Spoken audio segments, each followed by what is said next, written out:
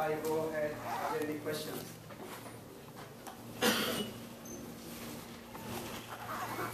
Okay.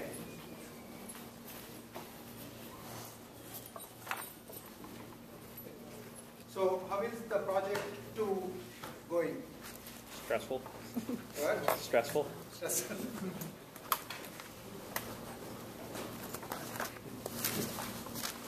How many, I think it's due, when is it due? Thursday. Next Thursday. So are all ready? Can it be due Tuesday? How many are done with project 2? People who are not done should close their eyes so that people who are done can raise their hands so that they won't get killed afterwards. But I can take it until, it's the power department, okay. So we can take it until next Tuesday's class. Okay, and then there is one extra project left, and that takes pretty much 1 more month. And so we will give it to you by next Tuesday, and then it will be due by like December 1st. Okay, because the way it would be is that I think the TA has to have demonstrations of the project for all 3 parts from you. That's what he does normally. And so we need time for that. And then 6th is the end of the semester. And so, you won't get any extensions for that last part. Whatever I say, the deadline is the deadline. Because there's no time. Okay. But since anyway, we are not giving, we can do this. The project 2 can be submitted until Tuesday. Okay. I think Sushavan was going to send a note about the overall pattern, the trends in the project 1, part 1. If he hasn't already sent it, he will do it, soon like this, today or tonight or something. So that, and also basically since I'm returning the project part 1 today, in case you need to improve your writing of the report for the second part. Okay. Any other questions? Okay. So I am going to be talking about text classification, and essentially it's an easier problem. We already looked at clustering text documents into groups. Okay. Where you did not know how many groups were present to begin with. Okay, and then we talked about techniques for doing that. Now, and it has obviously several, clustering has several advantages, several applications. We talked about them. Now, a connected problem, a somewhat easier problem actually, is the classification, where essentially somebody told you labeled examples. So in a binary classification problem, that means you might be saying the following are the relevant documents. These are the examples of relevant documents, D1, D2, D5, D7. And here are the examples of the irrelevant documents for me. Okay, D4, D20, D31. Okay. Given these documents, then the question, so I already told you this. Remember, in clustering, essentially all I would have said is D1, D2, D5, D7, D4, D20, D31. And you somehow have to figure out that there is something common about this and something common about this. That's what you would have done in clustering. In classification, I'm telling you that you have actually in some sense, two groups. In this case, binary classification problem, you have 2 groups. Okay? If it's a multi-class classification problem, you might have multiple groups. Okay? So if you're coming from the clustering point of view, you might think that somebody already gave you a piece of data in which they identified the clusters. They said this part of the data is in this cluster, this part of the data is in this cluster, and some other part of the data is in the 3rd cluster, let's say. Okay? The question then is, so what's the problem then? The problem is, if I were to give you D19, which hopefully is not anywhere here, the question is which cluster is it supposed to go to? That's the classification problem. Okay? So it's an easier problem because I've already shown you the clusters to some extent. I've shown you the classes. We normally call these classes. So this is class 1 and this is class 2. And so these correspond to class 2, these correspond to class 1. And I gave you a new document and you need to tell me whether it is in class 1 or class 2. And if it's a multi-class classification problem, tell me which class it belongs to. Okay, that's the classification problem. Tons of uses for this. Given examples of fraudulent and non-fraudulent credit card transactions, you want to predict whether a particular credit card transaction is fraudulent or not. That's like an outside of text documents, for example. Within text documents, given a bunch of mails, some are spam, some are non-spam, you want to be able to predict whether it's a non-spam mail or a spam mail. Okay. We'll give you another slide with a whole bunch of other examples, applications of classification, but there are tons of them. One other one is recommendation system. So, given that you you liked the following articles and didn't like these other articles, here is an article. Should I show it to you or not? That's a recommendation system. Okay. Now, in fact, retrieval itself, the very problem of information retrieval, can be seen as a classification problem, right? Suppose the user, instead of just giving a query, shows, I like these documents, I don't like these documents. In some sense, they gave a query to you now. Okay? Your problem then, the only difference is in normal classification problems, I will have test data, and I'll give you, here's a document, is it relevant or not? Here's another document, is it relevant or not? If you're trying to use classification techniques in retrieval, then having seen the relevant documents and irrelevant documents, you need to retrieve relevant documents. Just don't show me relevant documents as well. Just retrieve all relevant documents. Here are some examples of ones I like. Here are examples of ones I don't like. From the huge corpus of documents I have, get me all the documents I would like. So in some sense, retrieval is a sort of an active classification problem. It's not, instead of waiting for somebody to give you a document and classify it, you're trying to bring in all the document of a particular class. Okay, so that's the connection. And in fact, the very first technique we'll talk about for classification has both a classification version and a retrieval version. That's the relevance feedback. Several of you actually have read that stuff for, in preparation for the exam, but I didn't discuss it in the class. Today is the first time I'm going to be discussing relevance feedback. Okay. Anyway, so now how does it differ from clustering? I hope you understood by now what is the difference. In the case of clustering, you don't know what the clusters are. You just have the data. Okay, and even when you come up with clusters, you don't know whether those clusters actually correspond to some natural classes or not. All of those problems are done now. Somebody else, a teacher, told you these are relevant, these are irrelevant. Okay, and so labeling has been already done, and then you need to basically classify the test data, test documents. Since we are looking at it from the text data documents point of view, you want to classify the test documents into the correct classes. Okay, and how do you do it? That's basically categorization. Now, suppose I were to come up with an algorithm for doing it. The question would be, how do I know if it's a good algorithm? And if I came up with an algorithm for classifying, and my friend came up with an algorithm for classifying, okay, both of us came up with an algorithm for classifying, let's say, spam versus non-spam mails, for example, simple case, okay? And the question is, how do I compare the algorithms?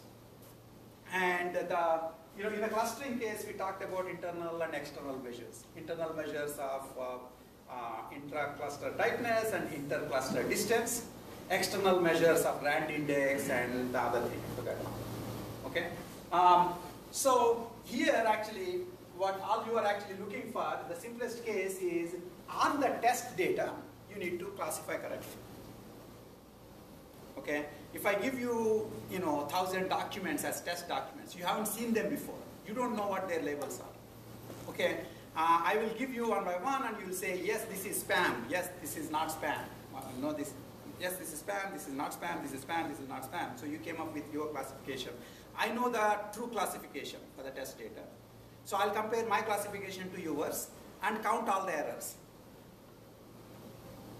Okay, and that would be the error rate, basically. Now the question would be that, and the accuracy would be the fraction of the test data that you classified correctly. And a really, really good algorithm would have 100% accuracy on the test data. Now, the other interesting thing, of course, is suppose there are two algorithms which have 100% accuracy on the test data. Can you still compare them? Well, you can. It depends on, you know this from the midterm. A lot of you probably know a lot of the stuff. Some of you don't know, and so you didn't actually, even if I gave you more time, you wouldn't have completed the exam. Some of you knew the stuff, but you just did not complete it in time. Right? Anyway, so the question then is, it's not exactly that, but in this case, the issue is how many examples did you need during the training phase to learn the concept? Okay, so the x-axis here is the size of the training set, not the test set, but the training set. So actually forget about the midterm analogy, it's a bad analogy. What I really want you to think about is, some of you can just, hear the concept once and you understood it. Okay? Some of you might have to go back, listen to the videos, or throw away the whole thing and use a textbook and learn it yourself. Some of you may have to do 3 or 4 homeworks and then problems, and then you will learn the concept. Some of you, I hope none of you, would never learn the concept because there is a internal limitations in the CPU. Right? Okay. So the question ultimately is, all of you are being evaluated in terms of as being learners. That's what ultimately what we're trying to do in the tests and so on. Did you learn it? Okay. People who learn it for very few examples then can take a lot more courses. Okay. People who are slow learners will take fewer courses, spend more time, multiple examples, etc. until they get it. Okay. Either of them are fine, and then there are people who may never get it. Right? Okay. So the question is whether this kind of a view helps us compare those examples, and it turns out yes. These are called, by the way, so this curve here is called a learning curve. Okay. All this is doing is it's plotting as the number of training examples is increased. So think of this as, this basically means you just hear it in the class and you already got it. Okay? Whether you got it or not, this basically means you took the test just after hearing the stuff in the class. Here means you spent some time reading it before taking the test. Here means you did more examples before taking the test. Okay, so the question then is, the test is hopefully, is being given in each case, and then I'm counting your accuracy of classification, and I'm plotting this. Okay, most normal learning curves would look like this. So your performance is not particularly good when you have very small training data, and as the training data size increases, your performance increases. Performance in the test data increases. Okay, as the training data size increases, the learning time is increasing. Okay, so that basically means, so I can actually, just as you have Christian recall curves, I can have nice pictures about learning curves. So here is the training data size. And here is accuracy. Okay, so I can do all sorts of interesting curves. The very best curve basically, would be something like this.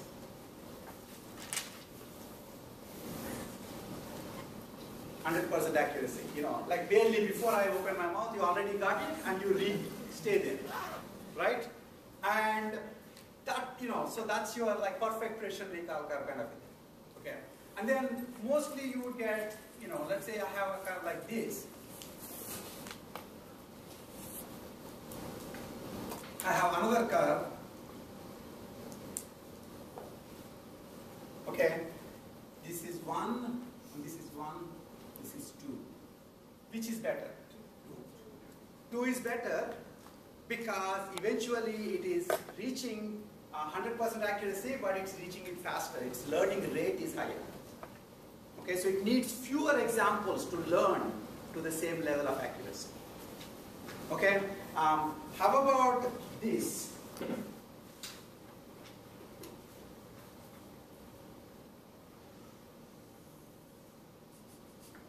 Okay.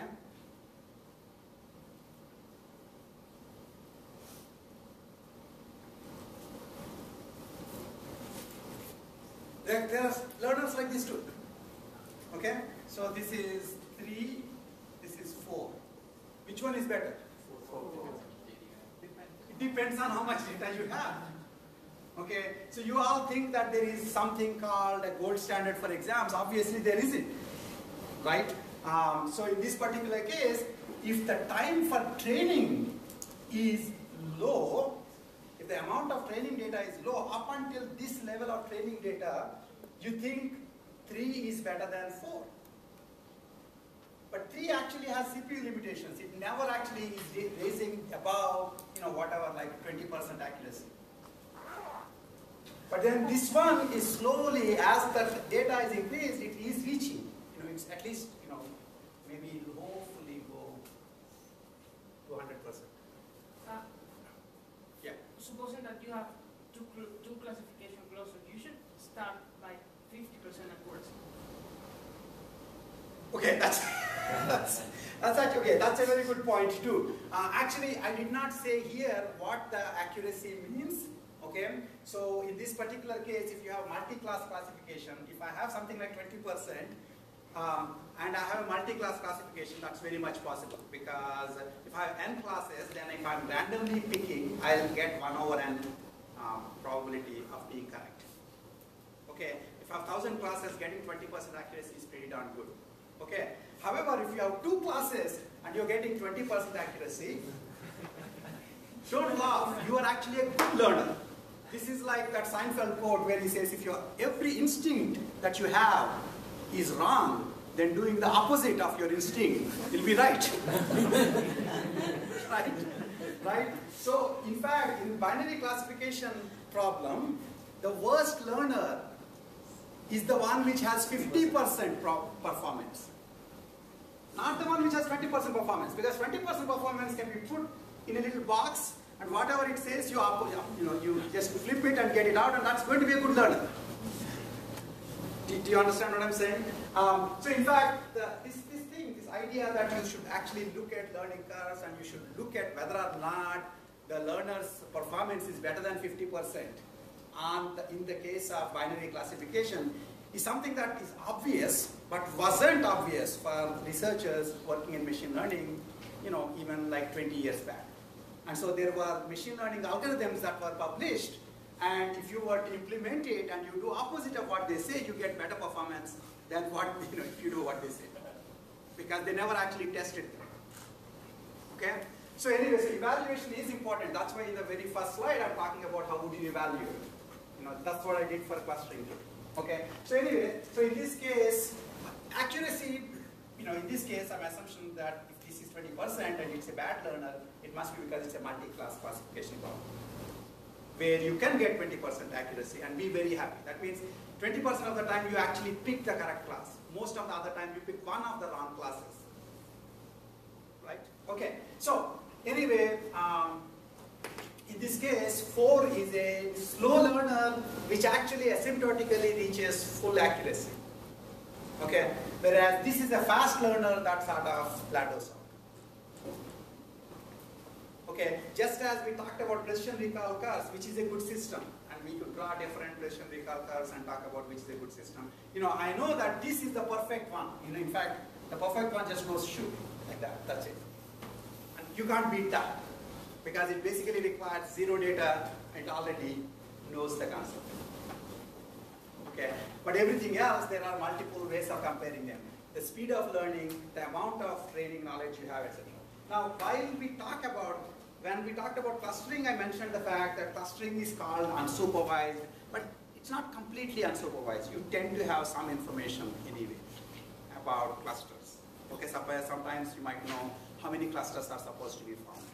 Sometimes you might know that certain data points cannot be in the same cluster, or they must be in the same cluster. All of this is partial knowledge, which makes clustering a little more into supervised side. Okay, so in classical machine learning parlance, you have unsupervised, and which is clustering, and then on the other extreme is supervised, and which is classification. Right? Except I said clustering actually in many real cases becomes a little less unsupervised, or a little more supervised, because you tend to have some knowledge.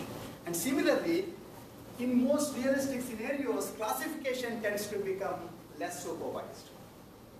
Okay, one of the big things, and we won't talk about it in today's class, and if I feel like I might talk about it next class, is the biggest problem in applying learning techniques, classification learning techniques, let's say on the documents on the web, let's say, is what? Is it that there are not enough documents? There are tons and tons and tons of documents. Okay, everybody has mail, and you can, basically go Gmail can just look at all their mail and say, some of them are, spam, some of them are non-spam, but the documents are there. The hard part here is the labeling. Labeled data is not as easily available. Okay, you have a lot of data, but not all of it is labeled. So if I can somehow come up with classification techniques that can deal with, some labeled data and the rest unlabeled data. Okay, that would be great. And I mentioned this, I believe, in the beginnings of the semester. Not only would you have worked out examples in a math book, they'll also have exercises for which you're guaranteed to have solutions, but you're not told what the solution is. And people who work on those examples still tend to do better in the exam.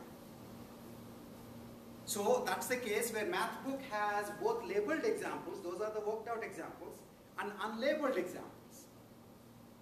Students who only look at the labeled examples learn only at a certain level. Those who can also exploit the unlabeled examples can do much better.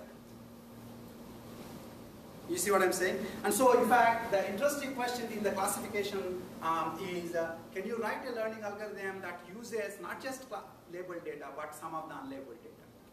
And there are techniques for doing that, and I might mention it later on. But if you do that, it becomes less supervised than extreme supervision. Okay? And if you do this, if you start adding more knowledge, then it becomes more supervised than unsupervised clustering. So all fun algorithms are somewhere in between. It's like an example here would be semi-supervised learning.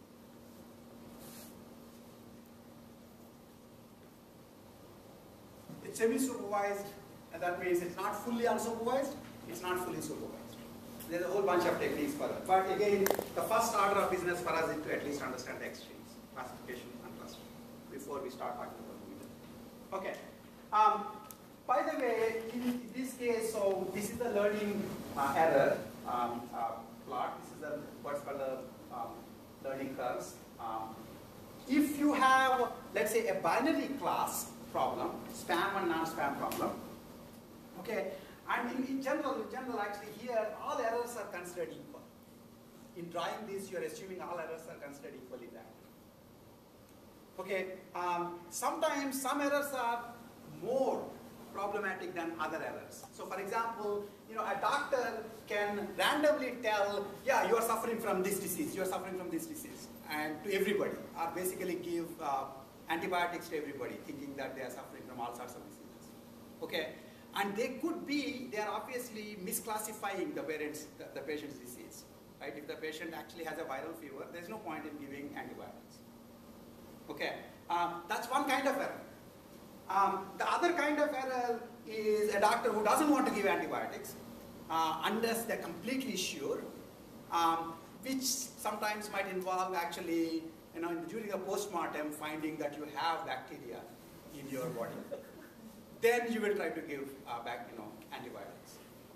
That doctor is making a different kind of error, right? Now, both of these doctors will be considered the same error in this case. It will add to the same, 1 point to the error rate.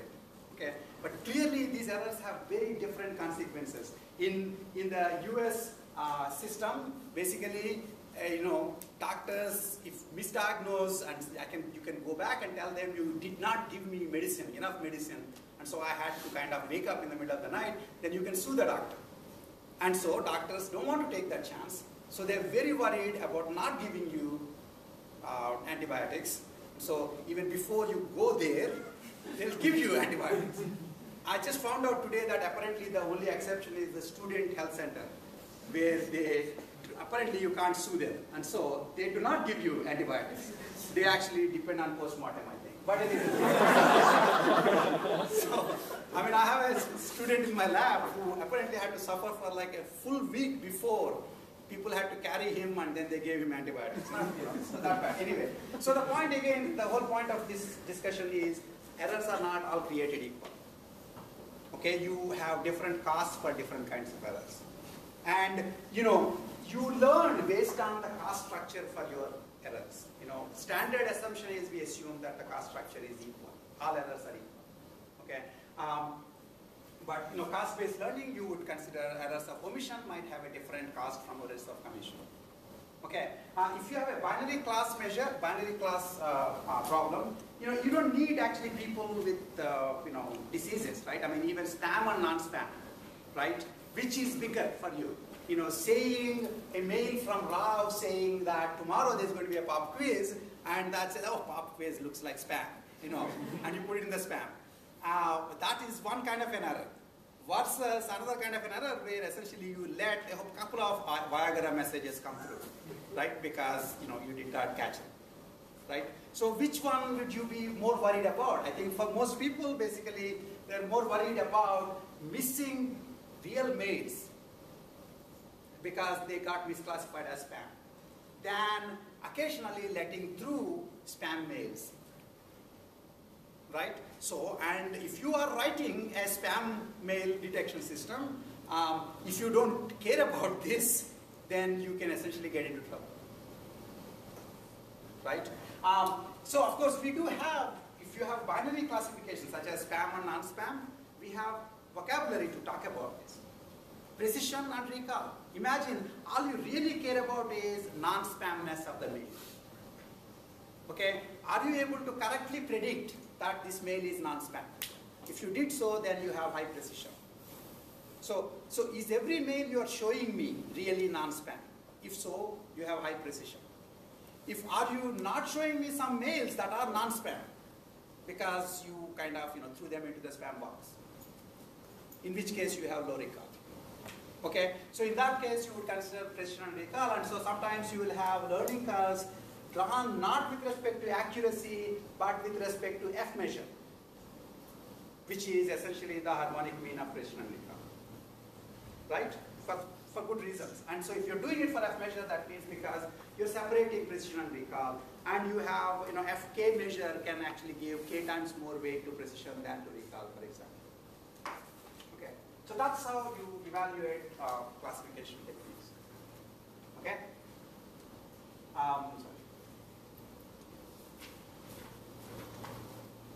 So coming from clustering, classification, so now we're going to look at some techniques. We'll look at a couple of techniques in this class. Coming from clustering, the first obvious technique is I have clusters now. I know this cluster is class 1, this is class 2, okay? Somehow I should be able to use this information, okay? So the simplest idea is essentially, if I give you D9, if I give you D19, I can essentially somehow do some distance calculations between D19 and these guys, D19 and these guys.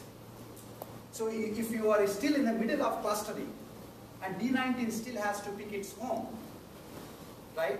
It can pick it. If it's k-means algorithm, by now this guy has a centroid, this guy has a centroid, this guy, D19 decides which centroid they're closest to and joins that group. That's what you would have done during k-means. It's as if, k-means never ended. You essentially, every time you have a test data coming, you still get to make them join the clusters. Okay, so you basically first look at distance-based methods. They're very simple methods. Yes? But I shouldn't change the centroid by adding new data because that adds bias. Well, I mean, let's not talk about bias right now yet. In fact, the bias could also have been added from just the data itself. I mean, your point is well taken, but it's not, I could have given data that is very skewed as training data. Right? Yeah. Bias is a much bigger issue. Again, look, the problem with this course is we will kind of get into different topics, you know, and each topic is a semester-long or multi-semester-long courses. You know, machine learning, you know, can be obviously taken as a whole course separately. So I probably won't even talk much about bias here. Okay, but in general, I would not take a stance on that right now. Okay, so imagine these clusters, they have some centroids, and then when this guy becomes part of this, when this guy needs to be classified, we assume that you actually compare this to this centroid versus this centroid and put it in the cluster where it belongs. Now the point that Jadier is making is in normal k-means, after D19 becomes part of this, you would have recomputed this centroid. Let's not do it, is what he's saying. Okay? Because somehow these labels you believe more than the labels you have done. Okay? Yes? Is it how we classifying the training data? What? The accuracy of training data? So you're putting that into the classes of the test data and then seeing whether it's right. So the red is training data. The red is the training data. And the blues are coming one after another. D35, D47, they will be coming and we need to put them into the correct classes. Okay, so it's basically a distance-based analysis can be done. And this idea that I just mentioned, which you would have probably thought about in 3 seconds, which is, take the centroid. The first guy who apparently wrote about it for text data is Rocchio, and so it's called Rocchio classification. Okay, so you essentially assume, so if the training data is documents and in vector form, then you compute the centroid of these vectors, and then when a new document comes, you do assume again TF-IDF representation for the vectors. When the new data comes, you do cosine theta similarity between the new document and these two centroids, and whichever it is closest to, you put it in that. Okay, that is a very, very simple idea. That's called Rocchio classification. Okay, the second idea, which we will talk about too. Okay, I'll come back to this. The second idea we talk about too is now this Rocchio text classification. I'll show you that you can actually use that also more actively for retrieval itself, rather than wait for a document to be presented before you say it's relevant, it's irrelevant. You want to actually directly use your knowledge about relevant and irrelevant documents to rewrite the query and send it to the corpus so that all the relevant documents get retrieved in one fell swoop. Okay, same idea but being used to actively bring out the relevant documents rather than passively, classify the presented documents. Okay. And then a different version for distance measures is not to think of the centroids, but think of neighbors. So if I'm sort of, let's say here, then I can think of which points am I closest to. Okay, let's say this. Here, suppose my D19 is here, sort of closest to this. The closest document to it is this. And so, since my friend seems to be in this cluster, I will join that cluster. So here you are comparing not to the centroid, but to the actual elements. And these are called the nearest neighbor methods. If you only look for one friend, it's one nearest neighbor method. If you look for k friends and look for, so you take k closest friends, okay, and then look at their majority label. That means of the k friends that are closest to you, majority of them belong to which class? That's the class that you want to look. That's also a distance-based method. Sort of KNN versus centroidal method is sort of like analogous to centroid-based distances in clustering versus single-link, complete link clustering. Right? Okay. So those are the two methods we'll talk about. But I just skipped over this, but these are all some of the applications for the classification: mail, spam mail detection, checking whether an article is from Wall Street Journal or New York Times, being able to classify that, classifying whether or not something is relevant to the user, so that you can recommend it to them. Classifying, for example, whether a page is likely to send you to other pages of interest to you.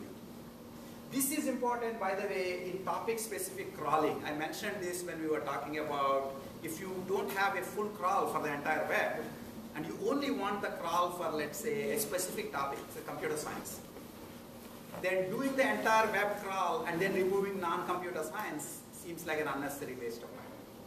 Instead, what you want to do is somehow only crawl computer science pages, or at least try not to crawl non-computer science pages. Now, having crawled a page, then classifying it is useless, because you actually caught it already. So the question then would be, I'm on this page, it has links, is it worth following those links? So you want to be able to classify this page as a page that will eventually lead to good CS links or not. That way you can avoid, if it doesn't have good properties, that means it's not likely to have links to CS according to your classification, then you would just not generate its children, because of which you don't generate their children, and so a huge subtree can be avoided in the classification, in the crawling. Okay, and then similarly, of course, recommendation systems. Okay, and so in the case of, and we already talked about these examples, classification examples. The simplest case, as I said, is Rocchio categorization, where you represent each document as a vector using TF-IDF weighting, like you did. Training would basically be, take all the vectors of one class, compute their centroid. Take all the vectors of the second class, compute their centroid. That's it. You're done. Now you have two centroids in your hand. During classification, given a new document vector D, you classify it into the class whose centroid it is closest to in terms of cosine theta metric. Okay? Now, if I want to convert this into an active method, that means I want not to wait for documents to be presented so that I will say it is relevant or irrelevant, but rather just compute, get all the relevant documents. Okay? Then, so given a set of relevant and irrelevant documents, rather than classify a given document as relevant and irrelevant, you want to retrieve more relevant documents. Okay, that's what relevance feedback is. Okay? And the idea in relevant feedback is modify the existing, so if I give you a query, then basically the user gave a query, so you would then rank answers for that respect to that query and show, let's say, top 10 or top 100, and then the user basically clicks some of them, saying I like these, I don't like these. So among these 100 results, the user has given you which are relevant for them, which are irrelevant for them. Now you can sort of reduce, so for example, if they said Bush, again, my favorite example, and the top 10 had some results from Kalahari Bushman and some results from George Bush, and the user clicked the Kalahari Bushman and said relevant, and George Bush and said irrelevant. Now you suddenly have more information as to what the user is really looking for. So the next page you can get better results. Now you can argue that what world are you living in? I never even go to the next page. In search engines, you just look at the top result and move on. Okay, again, relevance feedback is an IR technique. And it's sort of used to believe that users would want to see all the relevant results eventually. And so they would continue in interacting with the system this way. And so if you can, let's see, this part will terminate. So the two approaches are users select the relevant documents either directly or indirectly. Okay, directly means they'll actually click and say this is relevant. Indirectly means they actually look at that part more, those results more. There are techniques. One of the biggest issues in getting labeled data is getting people to do labeling without feeling the burden of labeling. You see what I'm saying? So if you have to pay people to do this, if you ask them to, here are 10,000 mails, can you please tell me which are spam, which are not spam for you, they're not likely to do it. So somehow the labeling should be easy for the user so that they're likely to do it. Okay, and so one idea would be indirect labeling. So you can have eye tracking studies, where basically you actually looking at which part of the results the users are looking at more. And then the ones that look at more probably are the ones that are more relevant for them. So it's an indirect labeling. Notice if you do labeling that way, the training data labels are likely to be noisy. They could actually be wrong. That's a big issue in learning. Sometimes I will give you a homework problem and I give a solution. I may be wrong. And in the final exam, if a problem comes, and you can always complain, say, you gave the same kind of solution, I gave the same kind of solution, why are you yelling at me? But especially if in fact you're being tested by somebody else other than me, right? They would not care that I gave you the wrong information. They care that you know the wrong information. Okay, and so a good learner also has to be able to handle the noise in the training data. Noise meaning some of the training data's labels are actually wrong. Okay, and that could happen especially when you're computing the labels in this indirect way.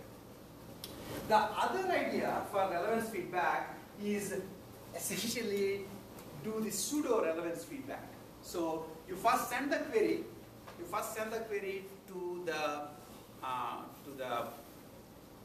To your corpus, get top 100 results, then just assume that everything in the top 100 is relevant. Everything else is irrelevant. Why? Because you felt so. Okay, looks like obviously a circular reasoning. It's not going to be anywhere near as good as actually depending upon direct or indirect feedback. But this way you don't need to depend upon the users anymore. Okay. In the pseudo relevance, assume that the top k documents are the most relevant documents and everything else is irrelevant. And then either which way you now know some relevant documents, some irrelevant documents. And then you can do this technique I'm going to tell you, which is rewrite the query. Okay? So, now, okay. So, to understand how to rewrite the query, think about the following thing. Suppose the user actually gave you the query queue, but also painstakingly went through the 8 billion documents, clicking all the documents they know for sure are relevant for them, and saying these are relevant, and the rest all are irrelevant completely. Okay? In which case, I know the set of documents that are relevant, I know the set of documents that are not relevant. Full set of documents are not relevant. Now, what should be, if I now have to run this query, what should I be doing? Should I even care about what original query you gave, or should I care about just what you actually showed me as to what is relevant and irrelevant to me? Obviously, in this case, you already shown me that these are truly relevant to you, these are all irrelevant to you. The query is supposed to help me figure this out, but now you told me this. So if I were to recompute your query, somehow I should find documents which are closer to the centroid of this whole set and farther from the centroid of this whole set. Right? So my new query, the optimal query in this case, would just be the centroid of the relevant set minus the centroid of the irrelevant set. The original query just goes out the window because it's useless now. Do you understand that? I mean, because once I show you exactly what is relevant and irrelevant to me, then the original query has no space, no place to play anymore. Okay. Now, obviously, this is an unrealistic scenario. Nobody is going to go through the entire corpus and tell you. Okay. So, what will really happen is I took a small set of documents and showed some of them to be relevant, some of them to be irrelevant. So, I would still like to take the centroid of these and be close to them, and the centroid of this I want to be far away from them. So, I have centroid of this minus centroid of this. The only question is, do I care about the original query? Now, since the set is not the full corpus, obviously I don't want to completely kill my original query. So all I'm going to do is I'm going to change the query in a weighted fashion. The nice thing about it is all of these are vectors. So I compute the new vector to be alpha times the original query plus beta times this minus gamma times this. Okay, where in essence, as long as alpha is not equal to 0, you are giving evidence weightage to the original query. And you're just slowly shifting it towards the relevant and away from the irrelevant examples here. And this idea is called relevance feedback using Rocchio classification. Okay? And then the interesting question, of course, is if I play with beta and gamma, what am I affecting? Yeah, in terms of precision and recall, what am I affecting if I play with beta and gamma? What precision, what recall? So if I play with beta, I'm essentially changing the precision. Yeah. If I play with gamma, I'm changing the recall. I'm sorry. That's not true because precision is about not getting the bad guys in. Recall is about getting all the good guys in. Remember it that way. Right? Precision is about not getting the bad guys in. That's all. That's why the best way, remember, the way to get precision is not to speak at all. Don't return anything, then you'll have very high precision. Right? So you play with gamma, you're going to change the precision. You play with beta, change the recall. Okay? So that's what that answer is. Okay? So that's your relevance feedback method. And this is actually a worked out example with two relevant documents, two irrelevant documents, and alpha is 1, beta is 0.75, gamma is 0.25, and so it computes a new document, a new query vector. And you then run this query vector. So you have to rerun. Now it's like each query is now 2 queries. So you run it first on the document set, document corpus, and then get the labels on them, either using pseudo-relevance feedback or using direct or indirect relevance feedback. And then you rewrite the query. This idea, by the way, relevance feedback rewrites queries. So, query rewriting. It's a very interesting concept. We will talk about this again later. And in some sense, you have talked about query rewriting before too. So if you add, for a given query, if you add more terms, saying, these are additional terms that I want to add, you're rewriting a query. Okay? And so relevance feedback rewrites the query such that the rewritten query is likely to have higher precision and recall than the original query. Okay? There were some questions. Yes? The alpha, beta, and gamma, are these actually calculated or? No, these are basically set. Most people just set them. Set by Yeah. whoever is doing the algorithm. Yeah. I mean, you could try to learn them by actual experimentation, but at the time Rocchio classification technique came, they were just assumed that they were set. And rewriting the query is basically changing This, so just adding alpha times original query plus beta times the centroid of the relevant documents minus gamma times the centroid of the irrelevant documents. How do you get the irrelevant documents? What? How do you get the irrelevant documents? The ones that the user didn't look at are the irrelevant ones. That's the assumption. Yeah. The pseudo-relevance thing, it's basically saying that you have a set of 100 documents which are similar to a query, and then you want another set of, say, 1,000 documents which are similar to these 100 queries. It's like saying these 1,000 documents are similar to the query directly.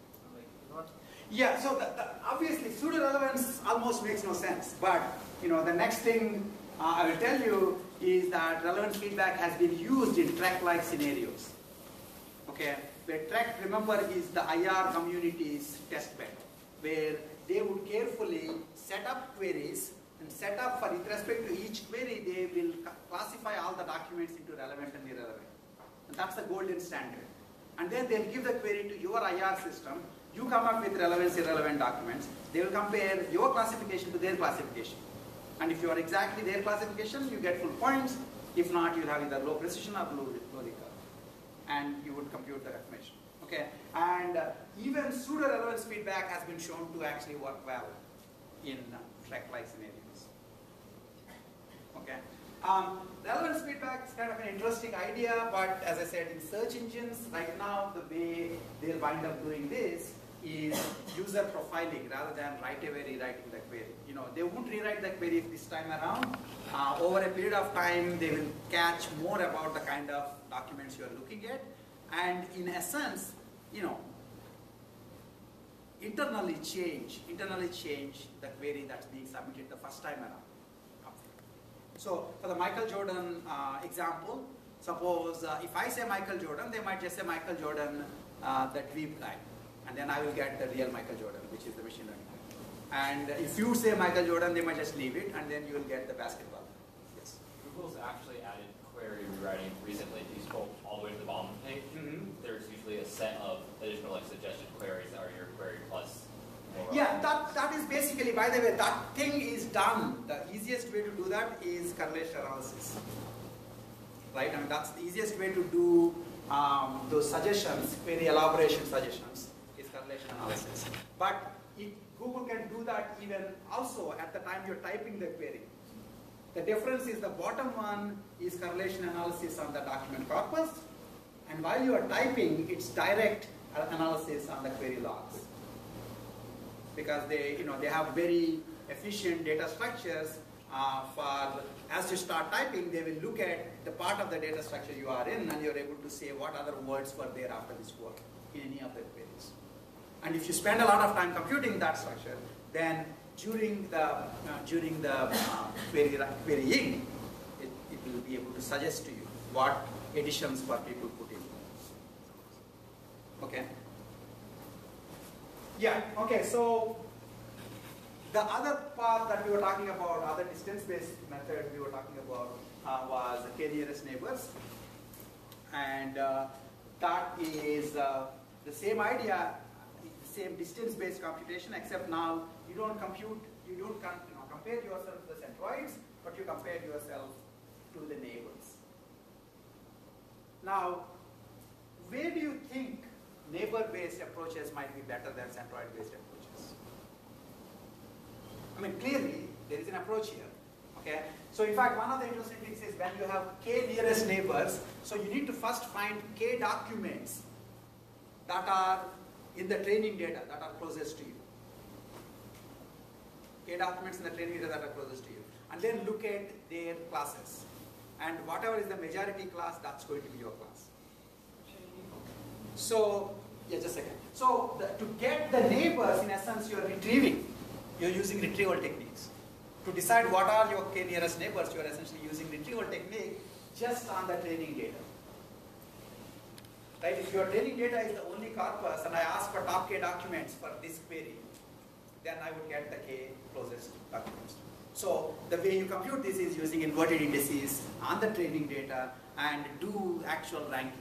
That's the fastest way to do it. Okay. Now, as to why k nearest neighbors might be better or worse than this method, in fact, is connected to the question of the shapes of the clusters, and the tightness and the shapes, right? So basically, here the assumption is these are spherical clusters separated in the distance space. If that's not the case, then what are you going to do? So what if in the Euclidean space, so here I just wrote the documents, but if I wrote these documents in the Euclidean space,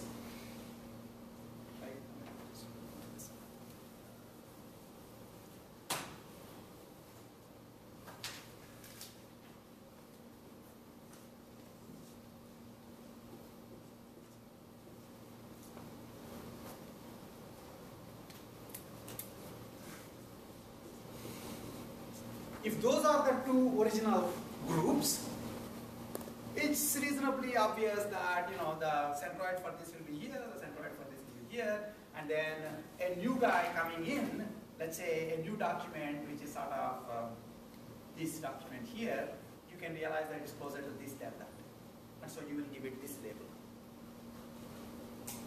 Right? Easy enough. Okay. But what if that's not the case? What if in fact you have more like this?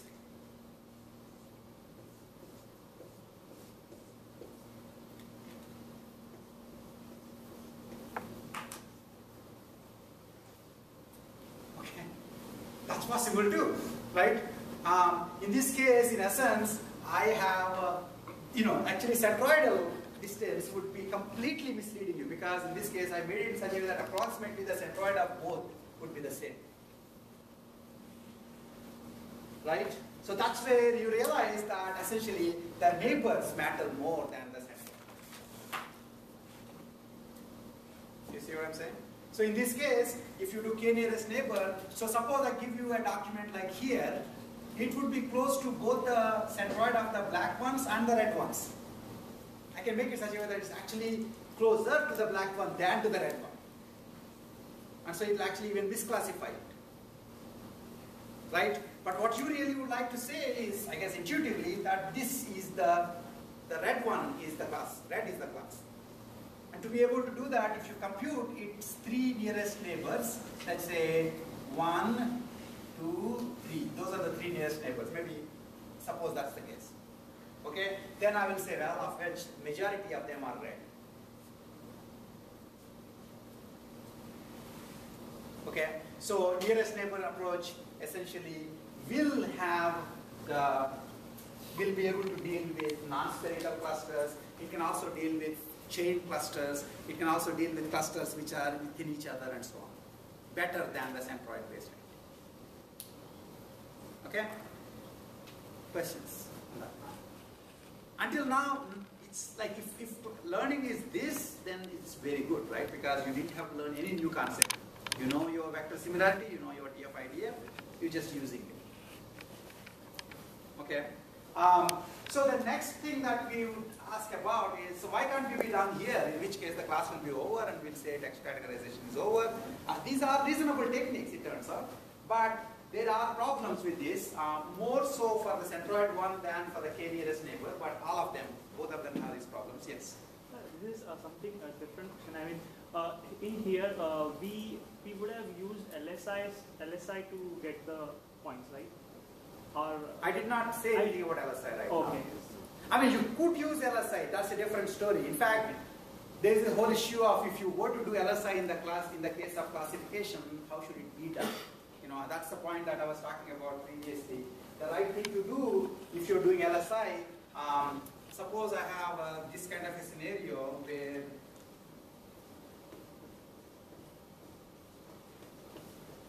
that is the black class and here is the blue class.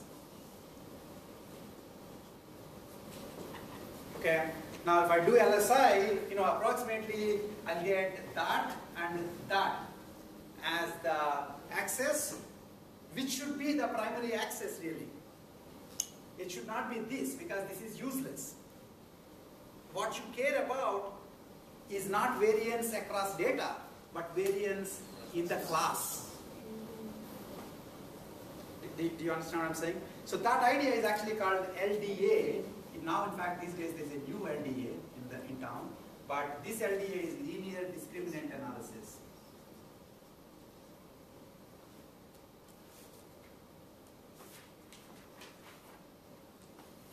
So linear discriminant analysis is a generalization of LSI to classification problem.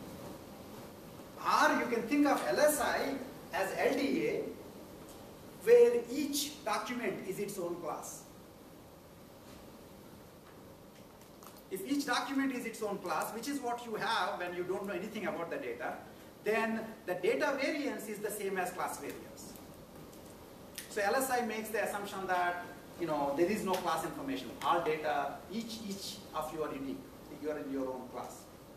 Okay, and that's when you do LSI. Okay, but I did basically, that's an whole entire issue, and you can do LDA or LSI or dimensional reduction or feature selection in classification tasks too. We'll talk about it a little bit next time. But right now I'm assuming it's just, this is my space. Whatever you did, this is your final space. In that case, you would have been in trouble. Okay? So, the problems with clustering-based methods, distance-based methods is eventually they are not going to be able to deal well with the non-isotropic clusters. That means clusters which are not spherical and directionless. So, isotropic means spherical and directionless. CS obviously will have directions. Non-isotropic means chain-based classes. The class, if you put it in this place, will look like a big chain. Okay, that means some directions it has more variance than other directions. Okay, and it could be disjoint. In fact, one of the problems about clusters are, for example, coastal cities is a class in the US, right? I'm trying to give you the concept of coastal cities. Give me a reasonable distance measure where New York and Los Angeles are close to each other. And somehow the middle of the country is not in that class. Do you understand what I'm saying? Okay. So now obviously the coastal cities is actually a kind of clusters where I would essentially have shown something more like this. Okay, here are all the reds, and here are all the blacks. Okay, and then everything in the middle is green. So those are the non-coastal cities. This is US map, as you can see, right? This is the way you're looking. That's the New York side. That's the Los Angeles side. And this is the great unknown Midwest, right? And the question then is, if I give you some new place, is it coastal or not coastal? Right? If you do centroid based, you're dead. Right? Right? Because everything has the same centroid, in fact. Neighborhood based is slightly better. Okay? But actually, to actually talk about why k nearest neighbor is not a good approach, I need to get into the notion of bias versus variance, which I don't want to get into right now. It tends to, k nearest neighbors tend to overfit to the data. Okay? But we won't talk about that right now. At least understand that this idea that clusters are spherical and somebody has already looked at them and shown you them, and they're all nicely going to be close by in some Euclidean space, and so you can use distance-based techniques, is not really going to cut most of the time. Okay? You can have disjunctive clusters here, like this, disconnected clusters. Okay? So coastal cities of class USA are, for example, Hawaii and Alaska are in USA class. Remember that. Okay? I mean, Hawaii is close to Japan. That's why Japan wanted it. I mean, they did k-means clustering and they thought that's theirs. And then we started Second World War for some reason. Right? So the point is that essentially classes don't have to correspond to spherical clusters. And so distance-based methods are not going to be particularly good. Right?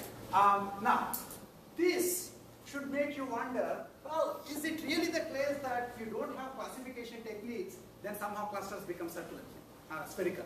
No.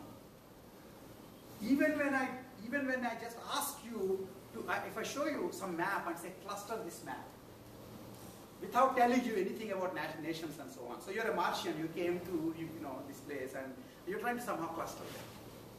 Okay, there is a reasonable cluster to be made which involves Hawaii as part of USA, because after all, there is a ground reality like that in political clustering. But most of the Martians won't find that political clustering. Okay, instead they would find the spherical clusters. Okay, and we don't necessarily make fun of them, because we assume that since they don't know anything, the best they could do is find spherical clusters. Whereas you don't have that. Once I already shown you the colors here, then you no longer have the excuse of saying, well, I just thought, the cluster should be spherical. Because I told you they're not in this case. Okay, so the point is, expectations are lower, surprisingly, not surprisingly, for clusters. And so you give it a pass, even if it actually keeps finding, spherical clusters. There are good clustering techniques which tend to, for example, find non-spherical clusters. As for example, we talked about the fact that you can get chain-shaped clusters by using complete link, for example. No, single link, for example, right? So there are ways of looking for certain types of clusters in the clustering techniques too. But in general, most of the time, you get a pass for clustering. Whereas you don't get a pass for classification because somebody has already given you the labeled data. Okay, so it's not that this problem doesn't exist in clustering, it's that you are doing bigger problems, so I'll give you a pass on the sphericality of your clusters. But here, I already did half of the work, and if you still can't do the rest, I'm going to be mad at you. Right? So that's the basic point. Okay. So basically, what you so in the remaining 5 minutes, I'll actually give you sort of an overview for what we'll be doing next class. Quickly.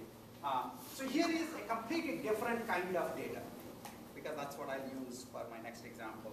This is not text data, but this is a bunch of training examples. Okay. These correspond to somebody's habits of whether or not they will wait for a table at a restaurant. Okay, and each restaurant going experience has the following attributes. Is there an alternative for the restaurant? Is there a bar in the restaurant? Is it a Friday? Are there any patrons? How costly is the restaurant? Is it raining outside? And what type of cuisine is it? And how much time am I supposed to wait? And in this case, this guy basically decided to wait. So imagine you're carrying your iPhone with Siri along, right? And it found that you have done in these various restaurants whether you waited or not waited. Okay? Now clearly, obviously, some cases where there is nobody in the restaurant, okay, and you still are supposed to wait for 10 minutes, you won't wait. Because you're wondering, you don't like my face or something? Why do you want me to hang around when there's nobody and you still don't want me to see? So there is some patterns in this. The question is, you're trying to find the pattern that explains when does this person wait for a table and when